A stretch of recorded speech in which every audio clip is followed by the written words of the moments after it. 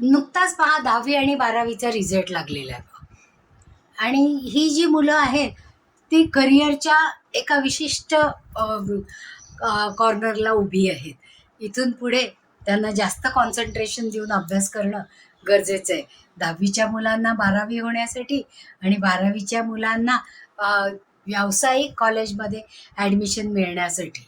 मग ज्या परीक्षा आहेत त्या परीक्षांमध्ये कॉन्सन्ट्रेशन देऊन जर त्यांनी अभ्यास केला तर त्याचा जास्त उपयोग होतो पहा. माझ्याकडे आत्ता येणारे सगळे पेरेंट्स जे आहेत ते काय म्हणतात की आमचा मुलगा खूप हुशार आहे पण तो अभ्यासच करत नाही आणि कॉन्सन्ट्रेशन त्याचं खूप कमी आहे. सारखा अभ्यास करायला बसला की उठतो आणि त्याचं लक्ष इकडे इकडे जातं. मग त्याच्यावर काही उपाय असला तर सांगा. म्हणून मग मी त्यांना सांगितलं की पहा, पंचांगामध्ये कुठल्याही महिन्यामध्ये शिवरात्री ही येतच असते की नाही.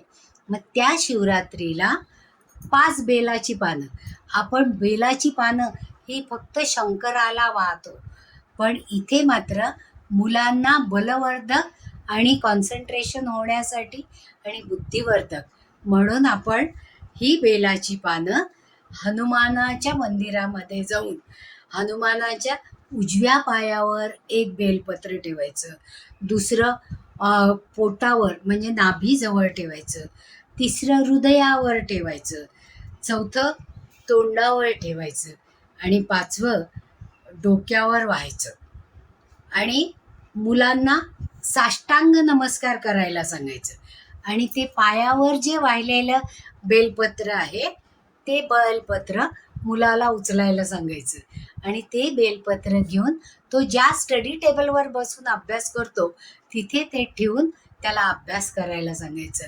म्हणजे त्याचं कॉन्सन्ट्रेशन जास्त चांगलं होतं आणि तो जे काही अभ्यास करेल ते दीर्घकाळ लक्षात ठेवतो आणि बराच काळ जरी झालेला असला तरी त्याला योग्य वेळी ते आठवतं की आपण हा अभ्यास केलेला आहे, कारण तो कॉन्सन्ट्रेशननी केलेला आहे.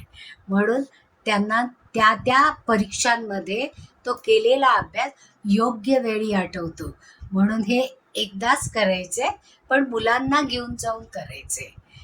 तर अशी हे मुलांचं बल आणि बुद्धी या दोन्हीचं तेज वाढतं. म्हणून मारुतीच्या देवळामध्ये जाऊन ही बेलाची पानं व्हायचे, कारण मारुती हा शंकराचंच एक रुद्ररूप आहे त्याच्यामुळे, आणि तो चिरंजीव आहे. म्हणजे त्याला जर उपासना केली तर तो लगेच आपल्याला प्रसन्न होतो आणि मुलांचं कॉन्सन्ट्रेशन वाढवेल. धन्यवाद.